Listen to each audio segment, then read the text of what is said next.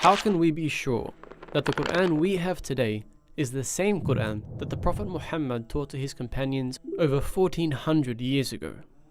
This question is central to the legitimacy of the religion of Islam, and to answer it, we need to know how the Quran was given to the Prophet, preserved by his companions, and then distributed around the Muslim world. This is the story of language, history, and the commitment of an entire civilization to preserving the words of God. According to the Muslim understanding, the Quran was revealed to the Prophet Muhammad over 23 years, from the age of 40 to his death at the age of 63. Over those 23 years, he received the revelation from God in a number of ways. Most commonly, it was spoken to him directly by the angel Gabriel, but at other times, it came during his dreams, and on a number of occasions, it even came to him directly from God, and he experienced this as the sound of a heavy bell, after which the words of the revelation were made clear to him. Throughout those 23 years, the Prophet endeavored to share the revelation with those around him as soon as it came. He did this verbally, as he couldn't read or write, but he strongly encouraged others around him to write down the revelation, as well as memorize it. This was the basis of how Muslims believe the Quran became preserved, not purely through written or oral means, but with both strengthening the other.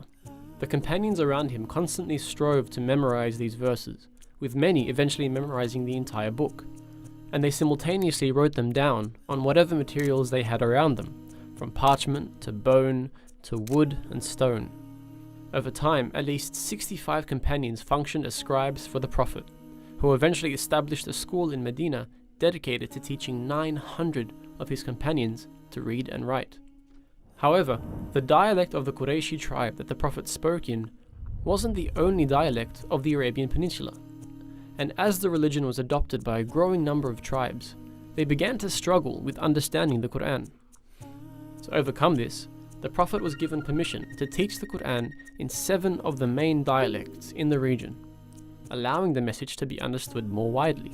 But these dialects didn't really affect the written records, as they were only different when the Quran was actually vocalized. So this was the state of the Quran at the death of the Prophet. Hundreds of companions who had memorized the complete Quran in 7 official dialects, all of which were considered valid ways of reciting the Quran, as well as an incredible amount of written records that were held by the Prophet's companions throughout Medina and beyond. The placing of each verse within each chapter had been established by the Prophet before he died, but because each chapter functions as an independent unit, the companions had different ways of ordering the chapters themselves within the book as a whole.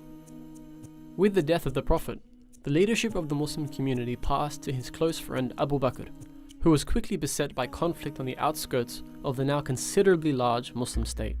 This conflict led to the Battle of Yamama, which saw many of those who had memorized the Quran killed. Many of these memorizers, known as Hufaz, did survive, but it highlighted the critical issue of preserving the entirety of the Quran, which was in danger if all of them were killed.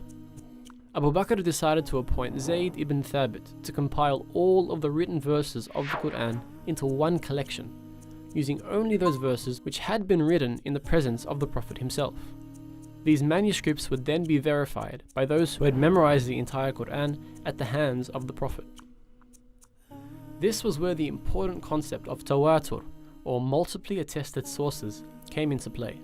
In order to be 100% sure that a verse of the Quran was in fact a verse of the Quran, it needed to have multiple independent chains of transmission from different memorizers of the Quran.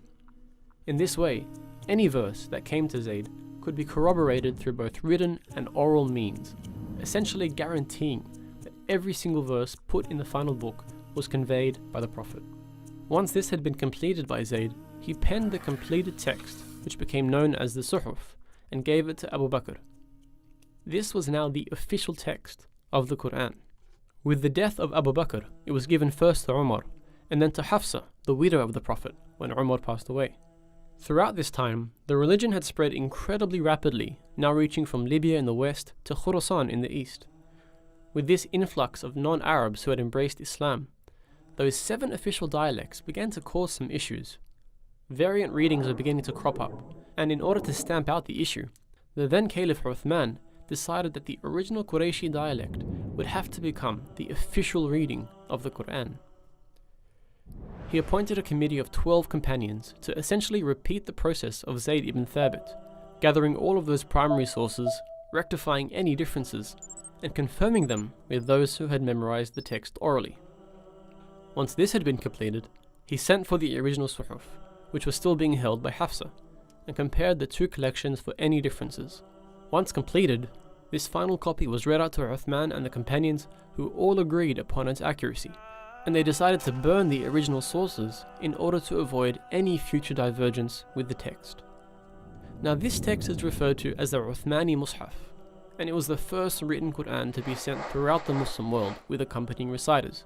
It's considered to be exactly the same as the Quran we read today, with only one pretty big difference.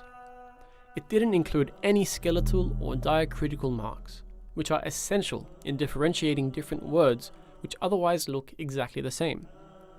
For example, this is the word for elephant, fil, and this is the verb to kiss something, qabbal. However, when you remove the markings, they both look exactly the same.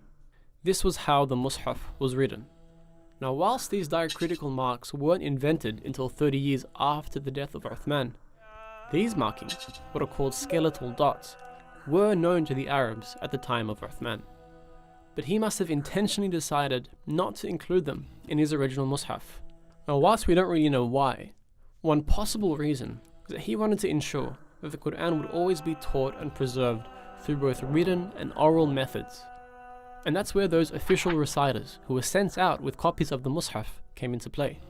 Without these official teachers guiding them, students who studied the Quran wouldn't actually be able to read the text. But with both the written text and an official reciter, the Quran was now completely standardized and able to be transmitted across the Muslim world. Over time, however, the usefulness of this approach began to diminish, and within the Caliphate of Uthman, these skeletal dots began to be used in new copies of the Mus'haf, and this quickly became the standard for all personal copies of the Quran. So apart from the development of new calligraphy styles and publishing methods, every Quran from then until today has been exactly the same, and every Hafidh of the Quran has learned the exact same book by heart.